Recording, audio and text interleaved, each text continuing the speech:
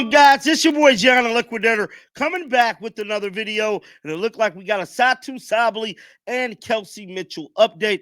Guys, for this one here, we got to go all the way up to Indy. Let's get it. Let's go.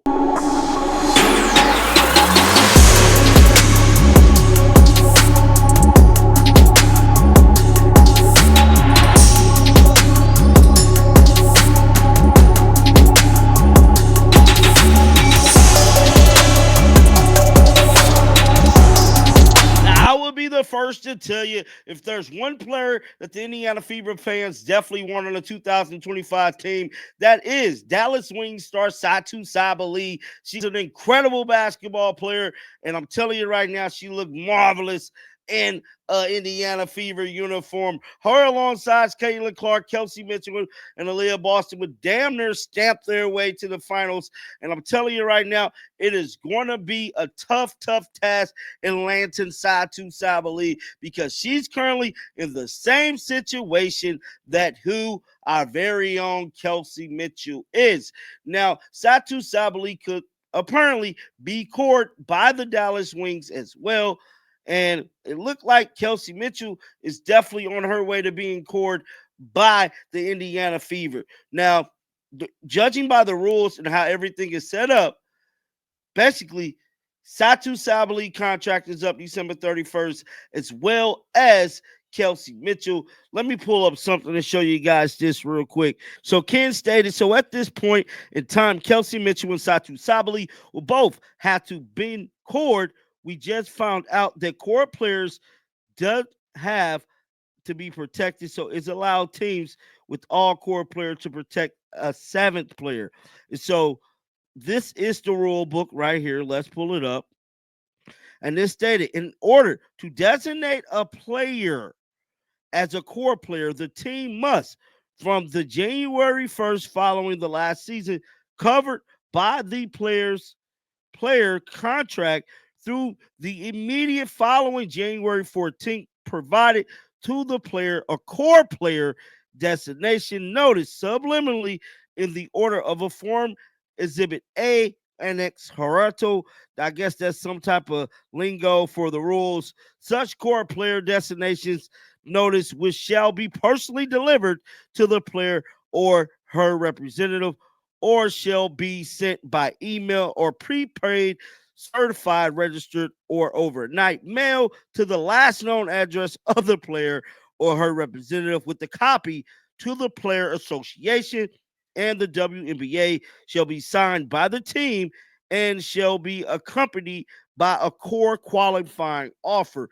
Any team that designates a core player shall be the only team with such core player can negotiate or sign a player contract. Such core player designations shall continue to apply until a terminate pursuit to Section 7.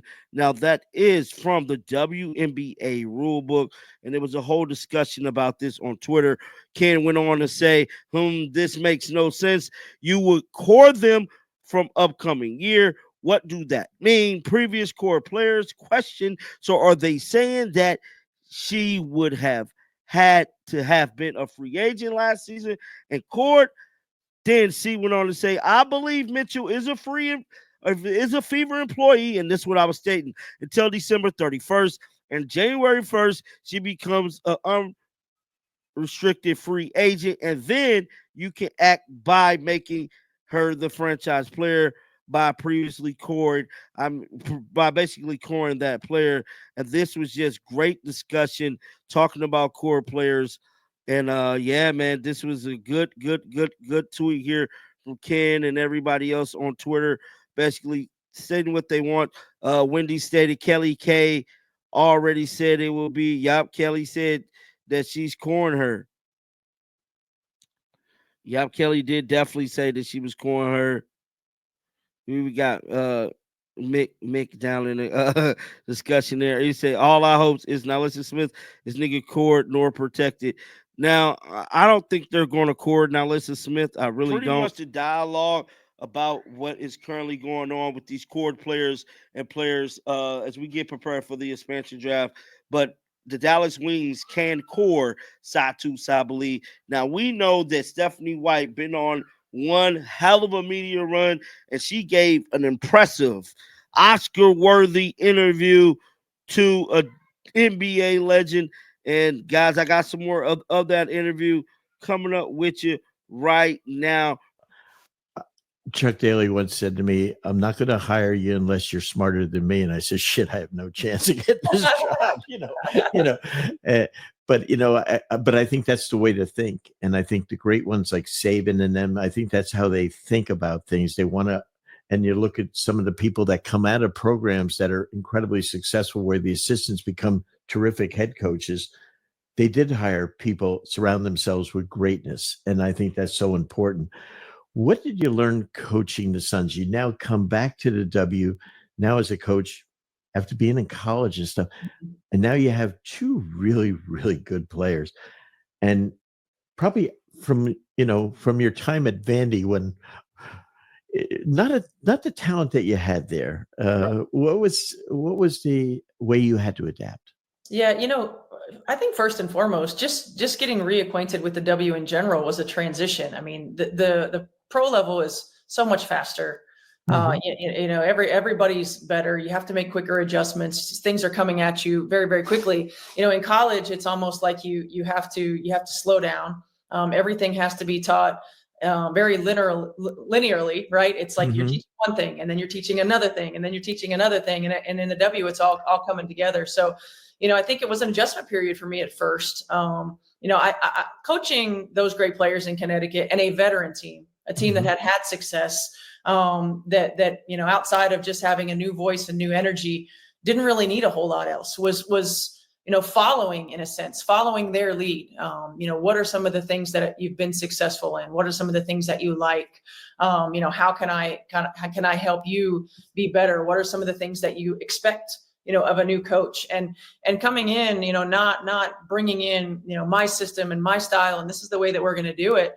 But really adapting and blending some of what we wanted to do or thought we could do with what they had already done that's been very successful. And then, for me, finding new ways to utilize Alyssa Thomas, who is one of the most unique players in the WNBA. Yep. So trying to, run some more inverted actions for her, trying to come up with creative ways to get her involved. And really picking her brain and much more about managing veterans than I probably ever had.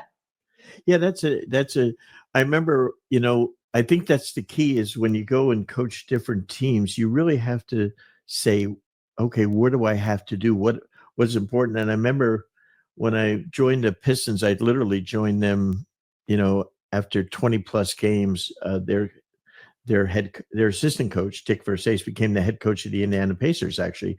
And I was like the GM of the Atlanta Hawks. And Chuck said, who I had known since I was literally 14 years old, said, "Why don't you come here and be my top assistant?" That was Stephanie White shedding light on the transition from Vanderbilt back to Connecticut and now back to Indy. I want to know you guys' thoughts down in the comment section. That was one legendary interview. We'll be reacting to that probably throughout the week because that's a long interview that she did, and she dropped some major jewels. But definitely get down in the comment section. Let me know you guys' thoughts about Satou Sabally getting cored by Dallas, and obviously we already know Kelly is going to core Kelsey Mitchell. Definitely let me know your thoughts. And until next time, man, shake the haters off. I'm out of here. Peace out. Shake